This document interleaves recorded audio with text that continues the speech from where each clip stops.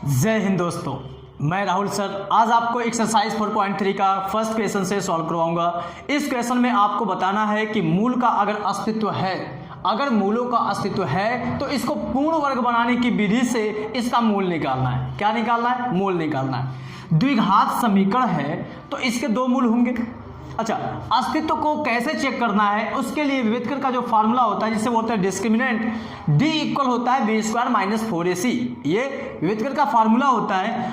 अगर ये d का वैल्यू ग्रेटर देन 0 हो या यही d का वैल्यू इक्वल 0 मिल जाए, कहने का मतलब d is greater than r equal 0 अगर मिलता है, ठीक है, तो उस कंडीशन में आपका ये जो द्विघात समीकरण है इसका मूल जो होगा अस्तित्व में होगा।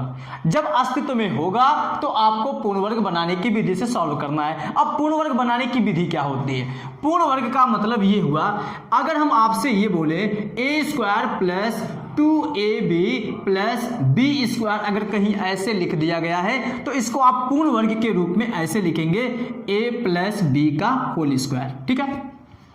तो ऐसा आपको इसमें क्रिएट करना है और ऐसा अगर मिलेगा तो उसको आप सीधा ऐसा लिखेंगे, ठीक ना। यहाँ पे तो मान लीजिए ए बी है, वहाँ पे कोई नंबर आएगा और एक्स के फॉर्म में आएगा। एक एग्जांपल और देते हैं, मान लीजिए अगर यहाँ पे ए स्क्वायर प्लस ये 2 इंटू ए इंटू 3 प्लस ये मान लीजिए 3 का होल स्क्वायर है, तो आप यहाँ पे देख रहे हैं ए के जगह पे तो ए यूज हुआ है, बाकी बी जहाँ पे था वहाँ पे 3 है। इसका मतलब है इसको हम ऐसे लिख सकते हैं ए प्लस 3 का होल स्क्वायर, ठीक है। इन दोनों तरीकों में आप ये देख रहे हैं 2 हमेशा यहाँ पे आ रहा है क्योंकि a प्लस बी का होल स्क्वायर में बीच में 2a भी आता है। x प्लस वाई का अगर होल स्क्वायर रहता है तो बीच में 2xy आता, ठीक है।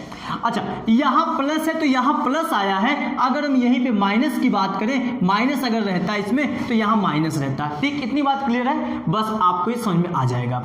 अब देखिए इसको हम कैसे सॉल्व करते हैं। सबसे पहले हम चेक करेंगे कि ये मूल अस्तित्व में होगा कि नहीं। लिखेंगे द्विघात समीकरण, द्विघात समीकरण की तुलना जो मानक द्विघात समीकरण होता है ax square plus B X plus C equal 0 से करने पर, ठीक ना, इससे इसकी तुलना करेंगे। जब इससे आप इसकी तुलना करेंगे तो आपको मिलेगा a का वैल्यू, देखिए क्या मिलेगा, यहाँ से एक्स स्क्वायर का गुणांक a है, यहाँ से एक्स स्क्वायर का गुणांक 2 है, तो यहाँ से a का वैल्यू आपको मिलेगा 2। फिर उसके बाद b का वैल्यू, x का गुणांक b है, x का गुणांक -7 दिया है तो b का वैल्यू -7। उसके बाद c का वैल्यू यहाँ पे जो अचर वाला पोर्शन दिया है 3, ये हो जाएगा, ठीक। अब उसके बाद विविधकत कर का जो फार्मूला होता है d equal B square minus 4ac, इसको आप यहाँ पे अप्लाई कर दीजिए। तो यहाँ पे लिखेंगे विविधकत कर d इक्वल क्या होता है बी स्क्वायर माइनस 4ac, ठीक है। उसके बाद d इक्वल b के जगह पे -7 का स्क्वायर और ये माइनस ये 4 हो गया और a के जगह पे 2 हो गया और c के जगह पे 3 हो गया। ये बताइए इसका जब आप स्क्वायर करेंगे 49 हो जाएगा, इसका जब गुणा करेंगे 4 गुना 8 त्रिक 24 हो जाएगा, इसमें से जब आप घटाएंगे तो आपको मिलेगा 25। बताइए d का वैल्यू जो 25 आया है ये 0 के बराबर है? आप कहेंगे नहीं, 0 से छोटा है, नहीं 0 से बड़ा है ना। तो बताइए लिखेंगे चूंकि d इज ग्रेटर देन 0। जब d इज ग्रेटर देन 0 तो मूल क्या होंगे? अस्तित्व में होगा। लिखेंगे अतः मूल का या मूलों का क्या होगा? अस्तित्व होगा, ठीक ना। या ऐसे लिख सकते हैं मूल अस्तित्व में होंगे, मूल अस्तित्व में होंगे, मूलों का अस्तित्व होगा, ठीक है। जब मूलों का अस्तित्व होगा अब आपको इसको सॉल्व करना है, पूर्ण वर्ग बनाने की विधि से इसका मूल निकालना है। इसको हम रेस्ट कर देते हैं और यहीं पे हम आपको बताते हैं पूर्ण वर्ग बनाने की विधि से कैसे सॉल्व करेंगे। देखिएगा, सबसे पहले आपको जो इक्वेशन यहाँ पे दिया गया समीकरण उसको उतार लेना है। इसको हम थोड़ा सा यहाँ से रेस्ट कर देते हैं। बाकी देखिए यहाँ पे जो दिया है 2x स्क्वायर माइनस 7x फिर प्लस 3 इक्वल 0। ठीक है, यहाँ पे अगर x स्क्वायर का गुणांक कुछ दे दिया है तो उसको सबसे पहले आप 1 करने का प्रयास कीजिए। क्यों? यहाँ से हमको यहाँ पे कुछ नहीं बचाना है, कोई नंबर नहीं छोड़ना है। अब ये कैसे हटेगा? जब आप 2 कॉमन लेंगे तो यहाँ से 2 चला जाएगा। अच्छा, जहाँ जहाँ 2 नहीं है वहाँ डिवाइड हो जाएगा। कहने का मतलब इसको आप ऐसे लिख सकते हैं x square minus 7/2 x plus ये हो जाएगा 3/2 इक्वल 0। देखिएगा, जब इसमें से आप 2 कॉमन लेंगे तो ऐसे बचेगा कि नहीं बचेगा? अगर आप 2 से मल्टीप्लाई करेंगे तो ये आ जाएगा, इसका मतलब सही किया गया है। इस 2 को जब नीचे भेजेंगे तो ये खत्म हो जाएगा। तो यहाँ पे मिला आपको x square minus 7/2 x plus 3/2 equal 0।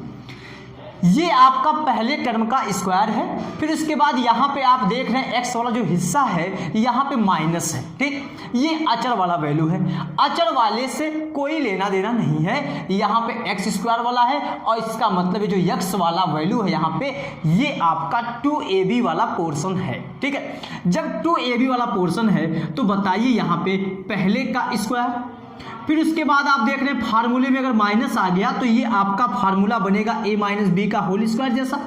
अब यहाँ पे आपको अगर आप यहाँ पे 2 से मल्टीप्लाई कर दिए, 2 से क्यों? क्योंकि फार्मूले में 2 रहता है। 2 से अगर मल्टीप्लाई कर दिए इसमें, क्योंकि 2 नहीं दिख रहा है तो 2 लाना है।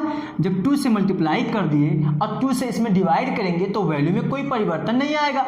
तो यहाँ पे देखिए 2 इंटू ये पहला वाला नंबर x, फिर उसके बाद यहाँ पे इसको थोड़ा सा बगल में लिखिए, देखिए 7/2। लेकिन अगर आप 2 से मल्टीप्लाई किए हैं, जब 2 से डिवाइड करेंगे तभी ना वैल्यू बराबर हो जाएगा इसके। इसको जब सॉल्व करेंगे आप इतने हिस्से को तो आपको यही मिलेगा। इसका मतलब है इसके जगह पे हम ये लिख सकते हैं। ठीक, क्यों लिख रहे हैं? क्योंकि देखिए पहले का स्क्वायर माइनस 2 गुणे पहला गुणे ये दूसरे का काम कर रहा है, ये दूसरा टर्म का काम कर रहा है। अब बताइए पहले का स्क्वायर माइनस 2 गुणे पहला गुणे दूसरा, तो फिर प्लस क्या होना चाहिए? दूसरे का स्क्वायर ना। दूसरे का स्क्वायर का मतलब यहाँ पे दूसरा काम यही कर रहा है दूसरी वाले का, तो यहाँ हो जाएगा 7/4 का होल स्क्वायर। जब इतना आप जोड़ दिए हैं एक्स्ट्रा तो उसको बैलेंस करने के लिए उतना घटाना पड़ेगा।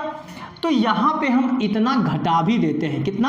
7/4 का होल स्क्वायर। ठीक है, उतना घटा दिए।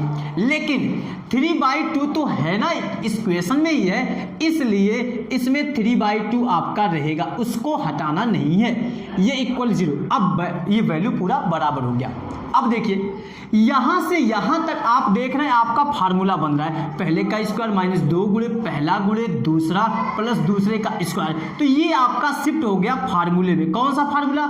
x माइनस वाई का होल स्क्वायर, क्योंकि यहाँ माइनस है तो x माइनस 7/4 का होल स्क्वायर का फार्मूला बन गया। उसके बाद ये जो माइनस है ये माइनस ऐसे रहेगा, इसका जब आप स्क्वायर करेंगे तो 49/16 हो गया और ये प्लस 3/2 हो गया इक्वल 0 के। ठीक है, इसको थोड़ा सा सॉल्व कर लीजिए। यहाँ पे x माइनस 7/4 का होल स्क्वायर। अच्छा, ये अचर वाला वैल्यू आप उधर भी भेज सकते थे, उससे कोई दिक्कत नहीं है। यहाँ पे जब इसको सॉल्व करेंगे एलसीएम लेके तो यहाँ आपका एलसीएम बन जाएगा 16। 16 को 16 से भाग देंगे, 1 आएगा, 1 का 49 में गुणा करेंगे, 49 हो गया। यहाँ प्लस 16 को 2 से भाग देंगे, कितना आ जाएगा? 8 आएगा। 8 3 यहाँ 24 हो जाएगा। लेकिन ये जो 49 आपका है माइनस में है, इसका तो प्लस था ये इक्वल 0। अच्छा, ये माइनस जो है ध्यान दीजिएगा इसी का है, तो इसमें से आप घटाएंगे तो x माइनस 7/4 का होल स्क्वायर, ये हो गया माइनस यहाँ 25/16 इक्वल 0 हो गया। इसको उधर भेजेंगे तो प्लस में हो जाएगा। अब यहाँ पे जगह नहीं है, इसको हम थोड़ा सा लेस कर देते हैं, फिर उसके बाद यहाँ पे सॉल्व करते हैं। x माइनस 7/4 का होल स्क्वायर इक्वल, इसे उधर भेज दीजिए तो ये हो गया 25/16। जब यहाँ से आप स्क्वायर हटाएंगे तो आपको बताया गया है स्क्वायर हटता है तो उधर वाले का स्क्वायर रूट हो जाता है, वर्गमूल हो जाता है। ठीक है, जब इसका वर्गमूल लेंगे तो वर्गमूल से जो निकलता है वो प्लस माइनस दोनों में होता है। ठीक है, इसका स्क्रीनशॉट आप ले लीजिएगा। यहाँ पे हो गया प्लस माइनस, ये 25 का हो गया 5 और 16 का हो गया 4। अब उसके बाद आपको लिखना है यदि प्लस चिन्ह लेने पर, प्लस चिन्ह लेने पर x माइनस 7/4 वैसे रहेगा इक्वल। यहाँ पे जब आप प्लस चिन्ह लेंगे, क्योंकि ये दोनों चिन्ह में ना एक बार प्लस लेके सॉल्व करेंगे, एक बार माइनस, इसे उधर भेजिए तो x इक्वल हो गया 5/4, उधर ही था, ये उधर जाएगा तो प्लस हो जाएगा 7/4। और जब इसका एलसीएम लेंगे तो एलसीएम 4 ही आएगा, तो ये हो जाएगा 5 + 7/4, ये हो गया 7 × 5 = 12/4, ये कट गया 4 × 3 = 12। x का वैल्यू एक आया आपका 3, मतलब एक मूल आपका हो गया 3। अब दूसरा मूल तब निकलेगा जब आप माइनस चिन्ह लेंगे, ठीक है। इसको थोड़ा सा हम रेस्ट कर देते हैं या तो रहने देते हैं, इसी बीच में ही सॉल्व कर देते हैं। देखिएगा ऋण चिन्ह लेने पर, ठीक है, ऋण चिन्ह लेने पर बताइए x माइनस 7/4 इक्वल माइनस 5/4, ये उधर भेजेंगे तो x इक्वल माइनस 5/4 प्लस हो गया ये 7/4। एलसीएम लेंगे तो यहाँ 4 आएगा, ये -5 + 7, इसे घटा देंगे तो हो जाएगा 2/4 आएगा ना, ये 7 में से 5 जाएगा, 2 आएगा, प्लस में ही जाएगा, यहाँ से कट गया, 2 × 1 = 2, 2 × 2 = 4, x इक्वल 1/2 हो गया। ये आपका एक आंसर हो गया, ये आपका दूसरा आंसर हो गया, मतलब दोनों मूल निकल गए। अब यहाँ पे लिखेंगे अतः दोनों मूल क्या हो जाएंगे 3 तथा दूसरा क्या है 1/2 होगा, ठीक है। अब इसमें का जो तीनों क्वेश्चन रह गया है उस क्वेश्चन को हम नेक्स्ट वीडियो में सॉल्व करवाएंगे। तो अगर आपको वीडियो समझ में आया हो, पसंद लगा हो और ये पूरा तरीका आपको इजी लगा हो तो प्लीज़ चैनल को सब्सक्राइब कीजिएगा और बेल आइकन को जरूर प्रेस कीजिएगा। Thanks you.